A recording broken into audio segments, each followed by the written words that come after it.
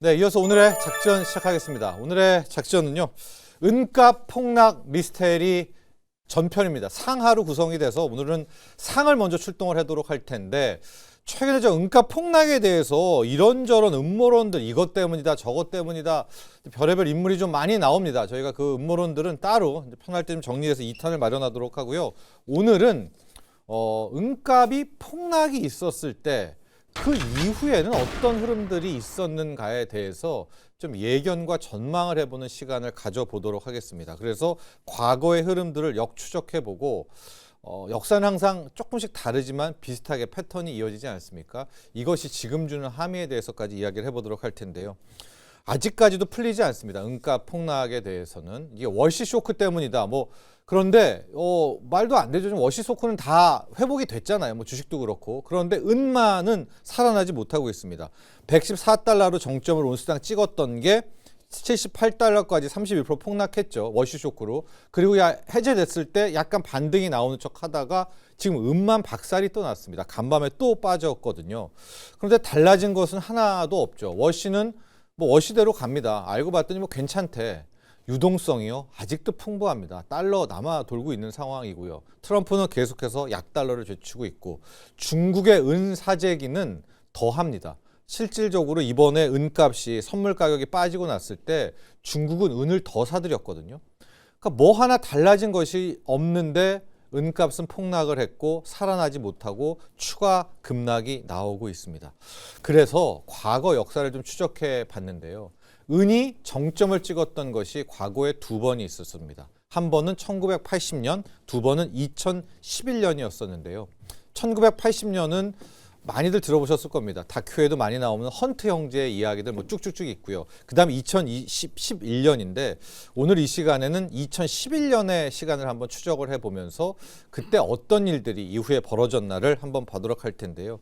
1980년이건 2011년이건 은값이 이렇게 치솟고 폭락한 다음에는 예외 없이 다 뭐가 일어나느냐. 증시가 급락이 이어졌고요. 단기 조정이. 이후에는 주도주가 교체되는 상황이 나왔다. 이렇게 보시면 될 것 같습니다. 2011년 4월 25일로 가보도록 할 텐데 그 전에 한번 우리가 전반적으로 조명 한번 해보는 그림 한번 보고 2011년으로 가보도록 할 텐데요. 은값의 역사상 차트 하나를 놔뒀습니다. 보시면은 저기 2010년에 삐쭉 한번 솟아있는 부분 있죠. 솟았다가 몰락한 저때가 그 유명한 헌트 형제의 난이죠. 헌트 형제의 매집과 폭락, 몰락이고 그 다음에 2011년에 뾰쭉 쏟았다가 또 그대로 급락을 해서 돌아옵니다. 그 뒤로 은은 정말 긴 박스에 갇히고 있고 그리고 이번에 삐쭉 솟은 게 2025년인데 6년인데 지금 저 부분 끝부분만 이렇게 빼고 나오니까 약간 급락을 하고 이게 어제자 차트였기 때문에 오늘 반영하면 이게 더 빠졌습니다. 쭉 빠져 있기 때문에 지금 상황만 놓고 보면 앞서 80년과 2021년을 재현할 것 같은데요. 2011년으로 가보도록 하겠습니다. 당시에 먼저 왜 은값이 저렇게 폭등했나부터 가봐야 되겠죠. 2008년에 여러분들 잘 아시는 세계 금융위기 터지고 당시에 벤 버냉키 연준 의장이 양적 완화라는 절가의 보도를 꺼내 들게 됩니다. 연준이 직접 나서서 시장의 채권을 사들이고 그만큼 돈을 뿌리는 이 양적 완화를 통해서 시장을 살려냈죠. 근데 이 다음부터가 문제였습니다. 한 번만 하면 되는데 이 벤 버냉키 의장이 맞들인 거예요. 그래서 이거 QE 양적 완화를 한 번만 해서는 안 되겠다. 2차 양적 완화를 단행하고 3차 양적 완화까지 단행을 하는 거예요. 그러니까 달러가 일시적으로 확 풀리는 거잖아요. 그러면 주식도 살아나 다 살아나 그 돈들이 돌아 지금이랑 똑같아요. 금과 은으로 갔었고 은이 이제 대폭등을 하기 시작을 합니다. 당연히 전 세계 주식시장도 올랐고요. 그때를 돌아가 보시면은 2008년 말 코스피가 890까지 900이 깨졌었습니다. 이게 이 돈 풀리기에 2010년 11년에 어디까지 오르느냐 2200까지. 코스피가 2200을 2011년에 한번 갑니다. 이제 이렇게까지 됐고요. 그때 금값은 8개월간 26% 올랐는데 은값은 165% 급등하면서 2011년 3월, 4월에 똑같아요. 지금이랑. 금보다 은이다. 은이 대세다. 여기저기에서 대세 입증을 하고요. 2011년 4월 초에 나왔던 한 IB의 리포트 내용을 보면 은값이 온스당 150달러까지 오를 것이다. 그때가 50달러였는데 이게 150달러까지 오른다라고 해서 3배 더 오른다라는 이제 리포트가 나오는 그런 겁니다. 그랑 마치 비슷하죠. 그런 이런 승승장구하던 은값이 4월 25일 느닷없는 대폭락을 맞고요. 이 다음부터 5거래일간 30% 폭락, 그리고 거의 10년 이상의 긴 박스권으로 드립하게 되는 시작입니다.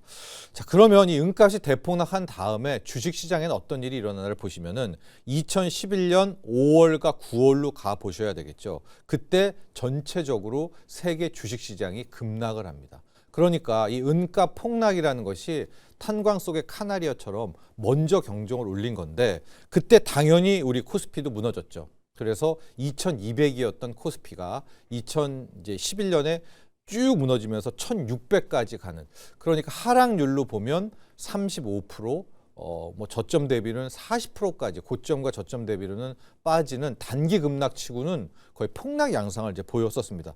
물론 이제 그 다음에는 살아나게 됐는데, 그럼 그때는 무슨 일이 있었었는가?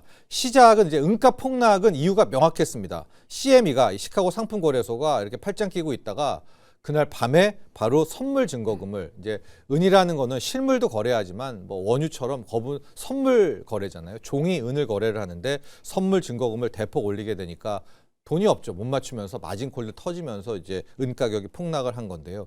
이때 특징적인 인물이 하나가 나오는데 조지 소로스였습니다. 이 조지 소로스가 얼마나 사악하냐면 그 전만 해도 나는 은을 모으고 있습니다. 은입니다 하다가 이 CME 발표 전에 거의 동시에 조지 소로스가 은 다 팔았다, 이렇게 하면서 소로스는 오히려 숏을 쳐버린 겁니다. 은의 공매도를 잡게 되는, 마치 이게 과거에도 많이 썼던 수법이잖아요. 자기가 뭐 미리 팔아놓고 또 악재 흘리고 뭐 이런 수법을 쓰게 되면서 오히려 이 공매도 마진콜들 다 은 샀던 사람들 마진콜 시키고 이 숏으로 공매도로 또 조지 소로스가 수십조를 이제 챙기게 되는 그런 상황이었었는데, 이건 은값을 뺀 거잖아요. 근데 은값이 폭락하고 그 다음에 주식시장이 급락이 왔잖아요.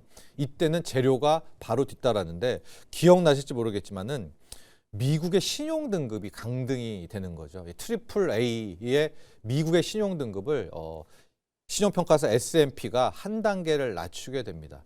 당시에 부채한도 협상이 뭐 티격태격 됐다라고 하는 건데, 와, 이게 대단했던 뉴스였었습니다. 2011년 그 주식 투자를 했던 분도 계시고 그 그냥 뭔 일이야 하실 분도 계시겠지만 2011년 그 여름이 무서웠습니다. 미국이란 나라의 신용등급이 깎이다니, 그러면서 뭐 완전히 대급락, 폭락세가 나왔는데, 여기에 설상가상 유럽 쪽에서는 재정위기라는 게 터지면서 그리스, 포르투갈, 스페인, 심지어 이탈리아까지 국채금리가 막 천정부지로 치솟는 재정위기가 온 거예요. 그러니까 나는 이탈리아 국채도 못 묻겠다, 막 투매가 나오는, 그러면서 주식시장이 전체적으로 다 급락을 했고, 이제 코스피는 2200대에서 2011년 9월 1644까지 다이렉트로 떨어지니까 뭐 망연자실하고 막 그때 좀 정말로 이제 무서웠던 부분이었었는데, 우리는 힘들었죠. 왜? 2011년 그거 맞고 거의 7년간 박스피였는데 미 증시를 놓고 보면 바로 회복을 합니다. 이게 시장이요, 30%, 20%까지는 우리가 보통 조정을 받는다고 쳐도 30%, 40%를 맞고선 V자 반등하기가 쉽지 않은데, 미 증시는 그때 오히려 이제 대세 상승을 시작을 해서 2012년부터 지금까지 거의 몇 년입니까? 12년부터 25년까지니까 뭐 13년 넘는 이제 대세 상승을 이어온 건데요. 은은 어떻게 됐는가? 그 다음 이게 50달러였던 은값은 20달러로 추락을 해서 14년간 은은 더 이상은 아웃이에요. 완전히 은은 이제 세상에서 잊혀졌는데, 오늘 이제 제가 왜 은값 이야기를 하냐면, 이렇게 은값이 폭등했죠. 그런 다음에 대폭락 맞고 은은 버려지죠. 그리고 주식시장을 뺐죠. 어떤 재료든 간에. 그 다음에 주식시장에 어떤 일이 있었는가? 우리 코스피를 놓고 보면 2010년, 11년 초, 2010년과 2011년 1, 2, 3월에는 일명 차화정 랠리라는 게 있었습니다. 그때를 돌아가 보면 기아차를 사놓고 한 이틀간 놀다 오면 기아차가 한 20%, 25% 올라 있어요. 그다음에 화학, LG화학 같은 거, 뭐 롯데케미칼 사두면은 뭐 일주일 있으면은 한 50% 올라 있어요. 그다음에 정유, SOL, 이게 이제 핵심 주도주였었거든요. 차화정 랠리였었고, 막 투자 자문사들 막 매일 여의도에서 파티하고 그럴 때였었는데, 은가 폭락하고 이어서 미국의 신용등급 강등, 그리고 유럽 재정위기 터지고 난 다음에 차화정은 완전히 몰락합니다. 그리고 주도주가 뭘로 바뀌냐? 반도체로 바뀌게 되는 부분이었거든요.